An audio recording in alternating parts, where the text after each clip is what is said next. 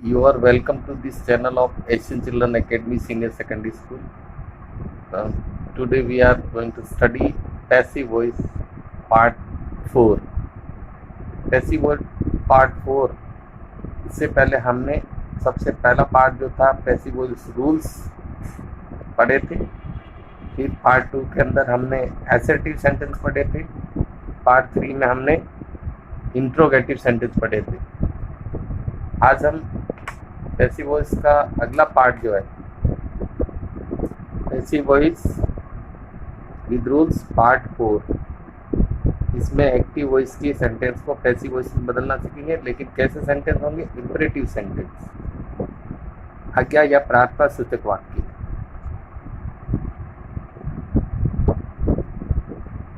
सी type है, तो यहाँ पर आपको ध्यान देना। तो शुरू करते हैं आज का topic, passive voice imperative sentences. हमें इंपरेटिव सेंटेंस के एक्टिव वॉइस को पैसिव वॉइस में कन्वर्ट करना। तो इसके कुछ फॉर्मूलाज हैं। तो ये फॉर्मूलाज मैंने इसमें पहले लिखे हैं कि ऐसे सेंटेंस जब भी आएंगे, तो इंपरेटिव सेंटेंस का वाक्य जब भी बनता है तो उसमें सब्जेक्ट नहीं होता, वो वर्ब की फर्स्ट फॉर्म से ही शुरू होता है। यानी सारे इंपरेटिव्स वर्ब की फर्स्ट फॉर्म से शुरू होते हैं। लेकिन थोड़ा सा ध्यान रखना है, इसमें स्ट्रक्चर बदलता रहता है। कैसे? जैसे ये सेंटेंस वर्ब की फर्स्ट फॉर्म प्लस ऑब्जेक्ट से, ये भी वर्ब की फर्स्ट फॉर्म प्लस ऑब्जेक्ट है, बट यहाँ पर नॉट डोंट लगा, यानी ये नेगेटिव है, इंपरेटिव का नेगेटिव। इसी तरह इसकी बात करें तो ये भी वर्ब की फर्स्ट फॉर्म प्लस ऑब्जेक्ट है, लेकिन इससे पहले एडवर्ब लगे हुए हैं, ऑलवेज और नेवर। ये पैटर्न है, यानी स्ट्रक्चर पैटर्न है। इसके बाद यहाँ पे भी वर्ब की फर्स्ट फॉर्म ऑब्जेक्ट है, लेकिन लेट और डूअर इससे पहले लगा हुआ, ये भी एक स्ट्रक्चर पैटर्न। इसी तरह से वर्ब की फर्स्ट फॉर्म प्लस ऑब्जेक्ट, लेकिन इसमें प्लीज काइंडली, रिक्वेस्ट वाले सेंटेंस से पहले प्लीज काइंडली लगता है। तो ये सारे के सारे सेंटेंस वर्ब की फर्स्ट फॉर्म प्लस ऑब्जेक्ट्स हैं, और इन सभी का रूल जो है वो क्या है? इन सब के जो पैसिव बनता है वो बिल्कुल एक ही पैटर्न से बनता है, बस थोड़ी सी बातें ध्यान रखनी। जैसे वर्ब की फर्स्ट फॉर्म प्लस ऑब्जेक्ट का पैसिव बनेगा लेट ऑब्जेक्ट बी थर्ड, यानी सबसे पहले लेट लिखेंगे, उसके बाद ऑब्जेक्ट आएगा, फिर बी लगेगा, और फिर जो यहाँ पर वर्ब दे रखी है उसकी थर्ड फॉर्म लगेगी। तो अब इसके जो एग्जाम्पल है हमने लिए, ये अपनी मेन वर्ब है, राइट, वर्ब की फर्स्ट फॉर्म है, और इसके बाद ये ऑब्जेक्ट ए लेटर ऑब्जेक्ट। तो हमें क्या करना है? फॉर्मूले के अकॉर्डिंग सबसे पहले हमें क्या यूज़ करना है? लेट। देन हमें क्या यूज़ करना? ऑब्जेक्ट। तो ऑब्जेक्ट यहाँ पर क्या बनता है? A letter, let object be third. इसको मैं शॉर्ट में ऐसे ही बोल दूँ, let O be third, let O be third, let O be third, let O be third, let object be third. अब बी आएगा और इसका थर्ड फॉर्म आ जाएगा। राइट का थर्ड फॉर्म क्या होता है? रिटर्न, पुलिस का। इसी तरह एक एग्जांपल और है जिसमें ये वर्ब है आंसर द क्वेश्चंस, ये क्या हो गया? ऑब्जेक्ट। हमारा फॉर्मूला क्या कहता है? Let object be third, object questions, object लिख दिया, बी और आंसर का थर्ड फॉर्म आंसवर्ड। तो इसका क्या कैसे क्या बन गया? Let the question be answered. तो नेक्स्ट रूल देखते हैं, इसमें क्या है? ये नेगेटिव है, negative imperative sentence, don't verb की फर्स्ट फॉर्म ऑब्जेक्ट। तो इसका formula let object not be third, यानी कि यही ऊपर वाला फॉर्मूला, बी से पहले इसमें क्या लगा हुआ? नॉट लगा हुआ, बस ये ध्यान रखना। तो यहाँ पर एग्जांपल है, देखो, don't waste your time, waste verb हो गई और योर टाइम क्या बन जाएगा? ऑब्जेक्ट। तो हमारा फॉर्मूला क्या कहता है? लेट ऑब्जेक्ट, ऑब्जेक्ट क्या हो जाएगा? Your time, let object negative है तो क्या लगेगा? नॉट, फिर लगेगा बी, और फिर वेस्ट का थर्ड फॉर्म क्या होता है? वेस्टेड। तो हमारा सेंटेंस हो गया let your time not be wasted. इसका डोंट वेस्ट योर टाइम का पैसिव बनेगा let your time not be wasted. इसी तरह इसमें देखिए don't kill the birds, verb कौन सा यहाँ पर किल है, ये भी इम्परेटिव का नेगेटिव है और द बर्ड्स यहाँ पर क्या है ऑब्जेक्ट। तो हमारा फॉर्मूला क्या होता है let object the birds, negative है नॉट लगेगा बी से पहले, नॉट बी, किल का थर्ड फॉर्म किल्ड। तो ये सेंटेंस हो गया let the birds not be killed.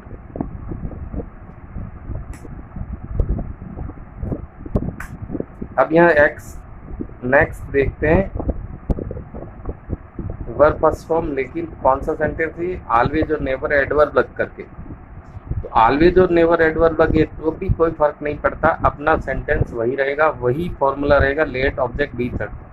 तो यहाँ पर भी वही है लेट ऑब्जेक्ट बी थर्ड पर बी से पहले जैसे इसमें नोट आया वैसे इसमें क्या आएगा ऑलवेज और नेवर आएगा। तो यहाँ क्या बन जाएगा ये वर्ब है और ये ऑब्जेक्ट है, लेकिन सेंटेंस कौन से एडवर्ब से शुरू हो रहा है ऑलवेज से। तो हमारा फॉर्मूला वही है लेट ऑलवेज, लेट ऑब्जेक्ट आ जाएगा लेट ए हेलमेट, सेंटेंस में ऑलवेज है तो ऑलवेज लिखेंगे एडवर्ब, फिर बी और वियर का थर्ड फॉर्म क्या होता है वियर वॉर। तो सेंटेंस में let a helmet always be worn. इसी तरह नेवर एब्यूज अदर्स, ये वर्ब है ये ऑब्जेक्ट है लेकिन ये नेगेटिव है नेवर लगा हुआ, तो वही फॉर्मूला है लेट ऑब्जेक्ट कौन हो जाएगा अदर्स, सेंटेंस में नेवर यूज हुआ तो यहाँ पर क्या यूज करेंगे नेवर एडवर्ब, फिर बी और थर्ड फॉर्म एब्यूज की थर्ड फॉर्म होती है एब्यूज्ड, लेट अदर्स नेवर बी एब्यूज्ड।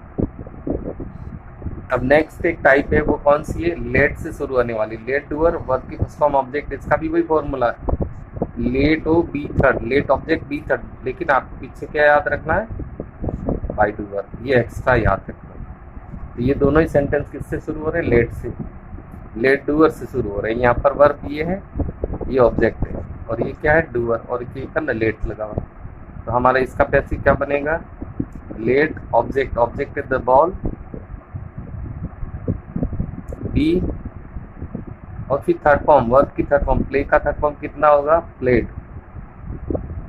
फिर बाय डूअर बाई और सब्जेक्ट, ये सेंटेंस में डूअर मी लिखा होती है यहाँ पर बाई मी आ जाएगा। इसी तरह नेक्स्ट एग्जांपल क्या कह रहा है let her clean the room, ये वर्ब है ये ऑब्जेक्ट हो जाएगा और ये डूअर है, तो क्या बनेगा वही फॉर्मूला है लेट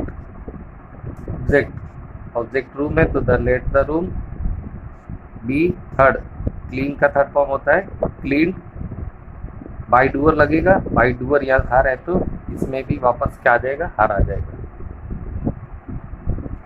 नेक्स्ट जो टाइप है वो कौन सी है प्लीज काइंडली वाली, यानी रिक्वेस्ट करने वाले इंपरेटिव सेंटेंस, ऐसे इंपरेटिव सेंटेंस जिसमें रिक्वेस्ट होता है।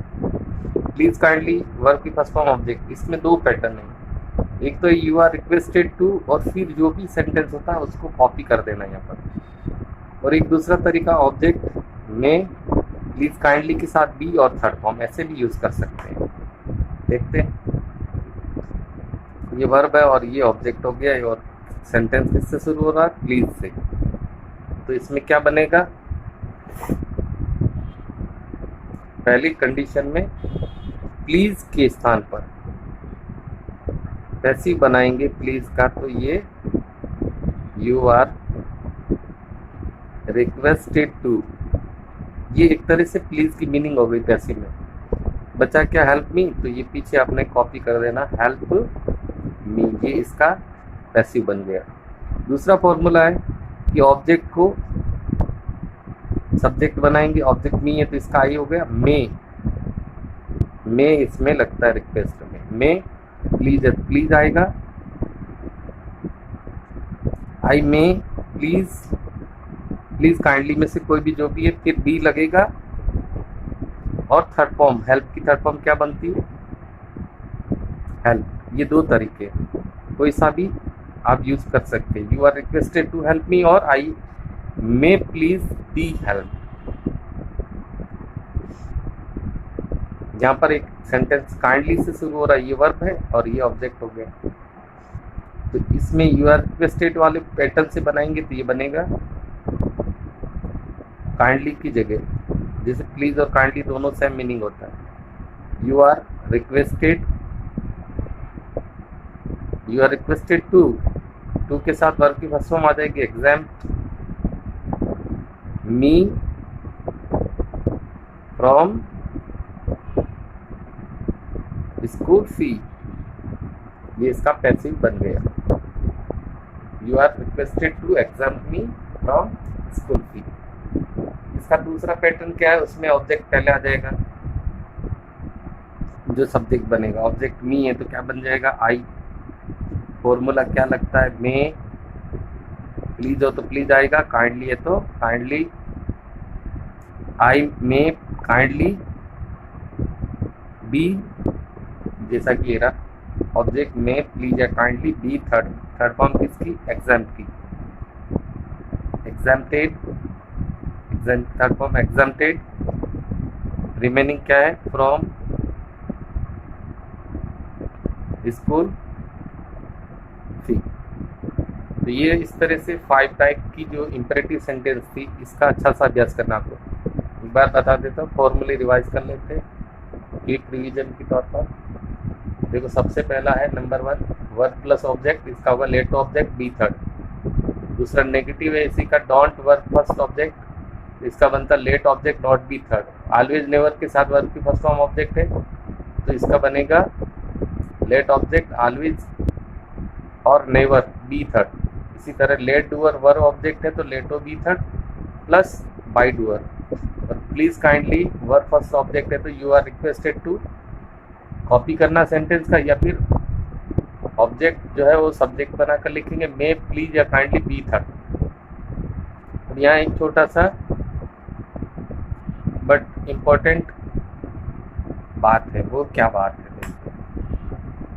यहाँ लिखा unimportant subjects, they, we, people, all of them, someone, somebody, everyone, everybody, one, children. ये अनइम्पोर्टेंट सब्जेक्ट का मतलब है ऐसे कोई भी सब्जेक्ट आते हैं तो उसका अपने एसर्टिव और इंट्रोगेटिव सेंटेंस में डूअर लिखने की आवश्यकता नहीं है। कैसे, एक एग्जांपल से सीखते हैं। जैसे मैं यहाँ लिखता हूँ people speak English all over the world, ये मैंने लिखा, यानी कि पूरे वर्ल्ड में लोग अंग्रेजी बोलते हैं या अंग्रेजी पूरे वर्ल्ड में बोली जाती है, वो इसका पैसिव फॉर्म होगा। तो हम इसको पैसिव में कन्वर्ट करते हैं, ये वर्ब, ये ऑब्जेक्ट और ये सब्जेक्ट है। कैसे कन्वर्ट होगा, पहले इंग्लिश आ जाएगा, स्पीक फर्स्ट फॉर्म है तो is are am third form is spoken. अब बाई डूअर जो लिखते हैं, by doer, doer people subject तो पीपल, तो ये नहीं लिखना है, ये अनइम्पोर्टेंट है। क्यों कि इंग्लिश बोलने का काम पीपल द्वारा ही किया जाता है, तो इसे लिखने की आवश्यकता नहीं है। बाकी क्या आ जाएगा, ऑल ओवर द वर्ल्ड, इसलिए इसको अनइम्पोर्टेंट सब्जेक्ट की कैटेगरी में लेते हैं। अभी आपको सेंटेंस में लगे कि they, we, people, all of them, someone, somebody, everyone, everybody, one, children, ऐसा कुछ लिखा होता है तो उसको बाय डूअर के रूप में लिखने की आवश्यकता नहीं है। लेकिन अगर some people, many people, some boys, some many boys, इस तरह से हैं तो वो अनइम्पोर्टेंट सब्जेक्ट नहीं होता, ये उन्हें बाय डूअर में लिखना पड़ेगा। सम पीपल, मैनी पीपल, ये अनइम्पोर्टेंट सब्जेक्ट नहीं है, यानी ये लिखेंगे। जैसे यहाँ होता है सम पीपल स्पीक हिंदी, तो ये हो जाता Hindi is spoken by some people, by some people यहाँ यूज करते, लेकिन पीपल अकेला है तो उसको यूज करने की आवश्यकता नहीं है, वो ओमिटेड है एक तरह से। तो ये आपको ध्यान रखना, अनइम्पोर्टेंट सब्जेक्ट्स जो बाय डूअर के रूप में यूज नहीं लेते हैं, they, we, people, all of them, someone, somebody, everyone, everybody, one, children. तो इसका आप अच्छा सा अभ्यास कीजिए। और एक तरह से जो एक्टिव वॉइस के सेंटेंसेस को पैसिव वॉइस में कन्वर्ट करने के जो 4 पार्ट थे वो कंप्लीट हो गए। यानी active to passive voice 4 type से होता है। पहला जो टाइप हमने पढ़ा था वो असर्टिव सेंटेंस था, और दूसरा टाइप जो था वो इंट्रोगेटिव था। इंट्रोगेटिव में 2 तरह के सेंटेंस थे, हेल्पिंग वर्ब वाले इंट्रोगेटिव और WH वाले इंट्रोगेटिव, तो वहाँ 2 टाइप एक साथ थी। और ये 4th टाइप है जो इंपरेटिव सेंटेंस है। इनका अच्छा सा अभ्यास कीजिए। अगले टॉपिक के साथ शीघ्र आपके साथ होंगे, तब तक के लिए थैंक यू।